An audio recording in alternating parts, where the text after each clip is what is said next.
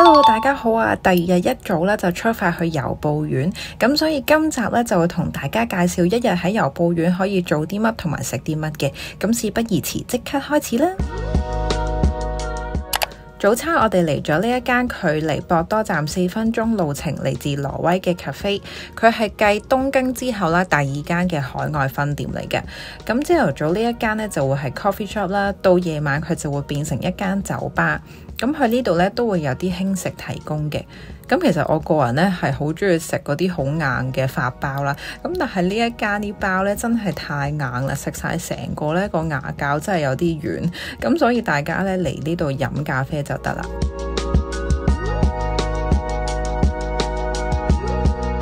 食飽咗之後咧，就行返去博多站啦。第一集都有同大家詳細介紹呢度點樣搭車同埋有咩食嘅。如果大家好似我哋咁樣一早買咗飛咧，就可以喺頭先綠色嘅窗口或者呢啲自助嘅機嗰度憑信用卡去領飛。之後過返對面 JR 線呢個閘口咧，就可以等上車啦。今次都係我第一次搭由布院之森，所以好期待。上到嚟6號月台都會見到佢地下有好清晰嘅指示，咁大家就可以排隊對號入座啦。由布院之森喺1989年就開始行駛，佢成個外觀呢都係用咗綠色，而車身呢就配咗啲金色嘅特製 logo， 充滿復古嘅格調。而佢車廂裏邊呢就主要都係用木頭為佢嘅材質設計，所以大家呢都可以感受到森林嘅氛圍。今次我都喺 JR 官網嗰度事先買咗飛，咁佢1個月前已經會開放預訂噶啦。如果大家真係想搭嘅話咧，都建議早啲買飛，因為我而家睇翻1個月後2人嘅車飛咧已經係賣晒啦。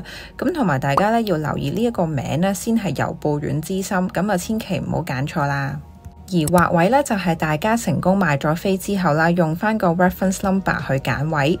咁同埋比起4月份啦，我見到而家個價錢咧已經係貴咗啦，咁大家就可以留意翻。最後輸入翻信用卡資料，而當你收到呢個 email 咧，就代表你已經成功買到飛啦。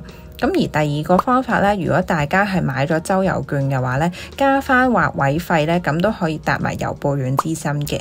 而第3個方法當然就係喺 Klook 嗰啲平台買飛啦。大家都要記得留意翻尾班車嘅時間。咁所以我哋今次搭第一班車啦，喺由布院逗留嘅時間咧就會越長啦。成功買飛之後就正式出發啦。Hello， 早晨，大家好啊！我哋已經坐咗喺由布院之森嘅呢架列車去緊由布院啦。咁我都係按照傳統吸咗呢個乘車證嘅人啦，因為對上一次喺大阪搭過嗰一架好有紀念價值嘅列車之後我今次去由布院都專登早1個月之前已經買定呢一架車啦。即刻帶大家睇下4號車廂啦，由玻璃門已經會見到佢有啲樹葉嘅設計，咁佢成個車廂都係充滿咗森林嘅氛圍嘅。佢成張凳都有啲綠色嘅樹葉花紋，同埋佢成個車廂都有啲木製嘅 logo， 咁所以都好有心思。車卡之間都會有啲位置係有落地玻璃，咁等大家可以睇到出邊嘅風景，而且都會有洗手間嘅。其他車卡都係簡約嘅木系設計，咁冇對比冇傷害啦。而佢擺行李嘅地方就只有車廂裏邊兩側嘅位置。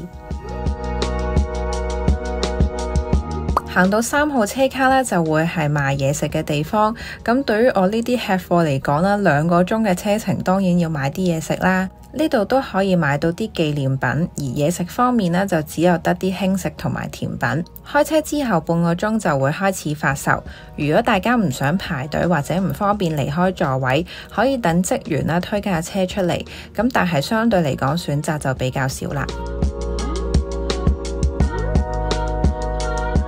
因為我今次係搭第一班車，所以所有商品同埋嘢食都係齊全。對上一次喺京都搭嗰架車啦，因為係尾班車，咁所以好多我想買嘅嘢都買唔到。我都留意到職員嘅制服同埋成架車啲細節位都做得好精緻。唔知大家俾錢嘅時候數銀仔會唔會有種莫名嘅壓力，因為數得好慢。終於揀好啦，而家就返埋位同大家一齊試食。一攞呢張台出嚟嘅時候呢，就有種上 lecture 嘅感覺。而呢個三文魚便當呢，其實唔係喺車度買嘅，咁陣間再同大家分享啦。咁今次咧，我仲買咗一個杯墊啦。咁我頭先其實都揀咗好耐，都比較實用啲，可以嚟墊下啲杯咁。又試下呢一個抹茶味嘅雪糕先。今日睇天氣報告係得9至10度啦，我以為會好凍，但係咧嚟到又好似唔係好凍，可能我周圍行咁樣又影相又拍片，所以有啲熱。佢呢個抹茶雪糕好似好正咁啊！好濃呢一個抹茶嘅味啊，好好食啊！仲要佢真係由布院出嘅，係咪會好食啲？必食芝士蛋糕，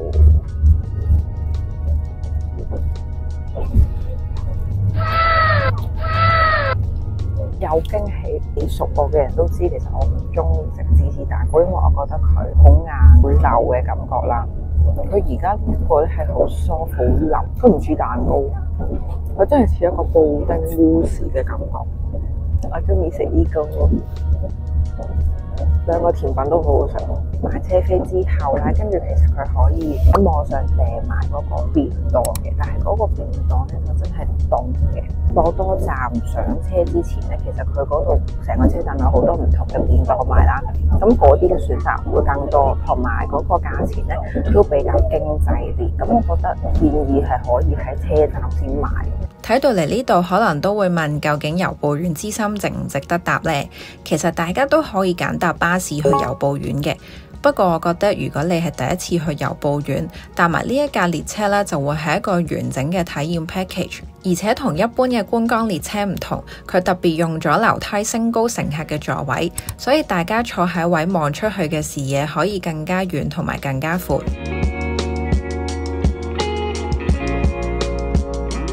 不過我發現咗係有一個問題，就係佢成架車咧開緊嘅時候會好搖啦。咁當然大家坐喺度嘅時候唔會覺得頭暈啦。但係如果你好似我咁咧，除咗食嘢之外咧係冇坐低過嘅，咁就真係要小心要扶穩啦。呢個會係佢唯一扣分嘅地方。同埋由布院之森係得5個車卡，所以佢嘅座位係好有限嘅，亦都係我建議大家要預先買嘅原因。如果買唔到4號車卡嘅話呢，咁我就未必會搭呢架車啦。眨下眼就過咗2個鐘啦，終於嚟到由布院站。嚟由布院遇到好天氣啦，真係好值得感恩。落車之後就即刻過對面嚟呢間心苦飯啦。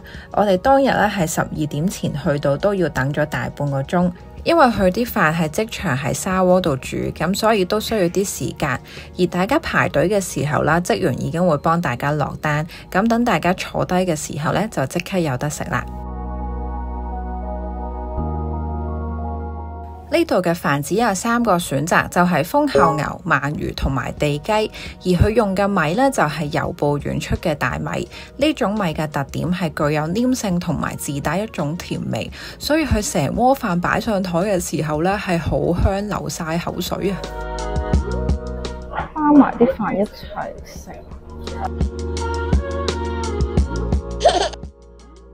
佢配埋呢啲植物呢，就冇咁流。我平時喺香港咧係唔會食牛嘅，真係嚟到日本先食。九州都出產咗好多靚嘅和牛，而呢間呢就選用咗大分嘅豐后牛，加上佢係即場用炭火燒，簡直冇得頂啊！但係更加驚豔到我嘅呢，就係佢嘅鰻魚啦，佢係用咗九州產嘅鰻魚，用木炭啦燒到個外皮好香脆，但係咬落去佢啲肉呢又好彈口喎，所以係強烈推薦大家。餐廳都有電視介紹點樣苦飯三吃，真係別有一番風味，所以想試呢間餐廳嘅話呢，真係要早啲嚟排隊啦。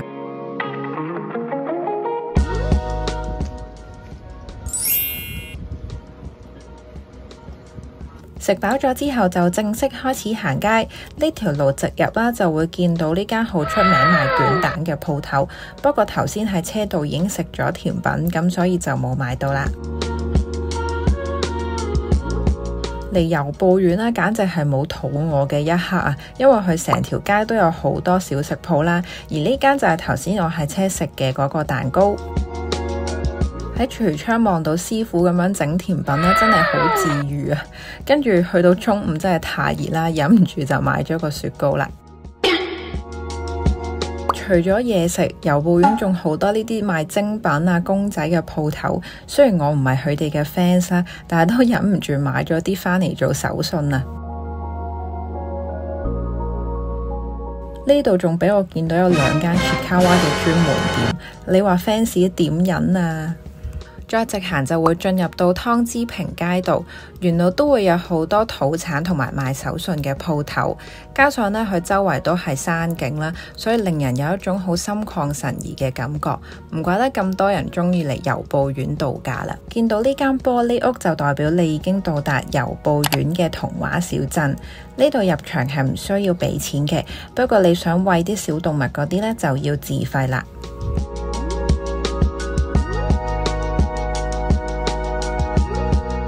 入到嚟就會感覺去咗啲歐洲小鎮咁，而且佢都有賣好多宮崎駿動畫嘅周邊商品，真係幾值得大家嚟㗎。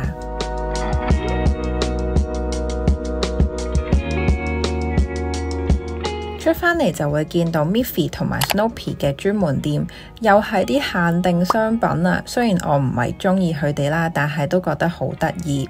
而且佢隔離都有 Miffy 嘅麵包鋪，我哋嗰日去到大概3點幾啦，有好多包都已經賣晒啦，所以想買嘅 fans 呢，真係要早啲嚟啦。再直行就會嚟到今日嘅最後一個景點金輪湖啦。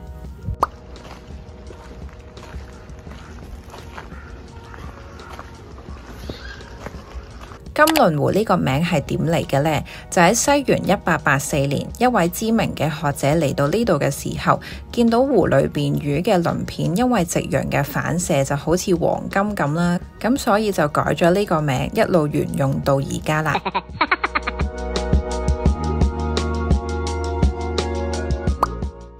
行晒成個湖大概15分鐘，咁我就過埋對面啦，因為想影呢棵櫻花樹。行完之後就沿路出返去車站啦。今次我哋走嘅時候揀咗搭巴士，而巴士站呢就喺由布院站嘅對面。大家要留意巴士嘅尾班車係5點鐘，如果大家買唔到呢班車嘅話呢，就真係唔知點算啦。呢架巴士呢係會經埋福岡機場嘅，咁所以我都見到好多人係拎埋行李。車程大概都係2個鐘，而佢嘅終點站呢就係博多嘅巴士站啦。今次我就2種交通工具都搭晒，唔知大家覺得邊樣方便啲呢？今條片好似有啲長啦，咁都多謝大家睇到嚟最後。未去過由布院嘅你，唔知有冇成功吸引到你呢？下一集唔知大家係想睇覓島一日遊定係博多天神嘅購物行程呢？可以留言話我知，咁我哋下集再見啦，拜拜。